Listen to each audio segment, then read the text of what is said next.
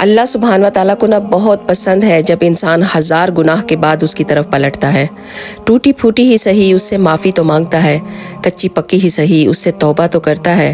یہ ٹوٹی پھوٹی سی، یہ کچی پکی سی فریادیں بنا اللہ سبحانہ و تعالیٰ کو بہت پیاری لگتی ہیں۔ اللہ سبحانہ و تعالیٰ فرماتے ہیں کہ اے محمد، اپنی امت سے کہنا کہ میرا ذکر اپنی انگلیوں پہ کیا کرو، کیونکہ جب تم اندھیری قبر میں تنہا ہوگے تو یہ انگلیاں آپ کی قبر کو روشن کر دیں گی۔ آپ صلی اللہ علیہ وآلہ وسلم نے فرمایا کہ ان 4 چیزوں کی حفاظت کیا کرو، نماز میں دل کی، تنہائی میں نفس کی، محفل میں زبان کی اور راستے میں نگاہ کی۔ آپ صلی اللہ علیہ وآلہ وسلم نے فرمایا کہ جس کسی نے میری حدیث کو سنا اور اسے ویسے ہی آگے پہنچا دیا تو قیامت والے دن اس انسان پر میری شفاعت واجب ہو جائے گی۔ بے شک سبحان اللہ۔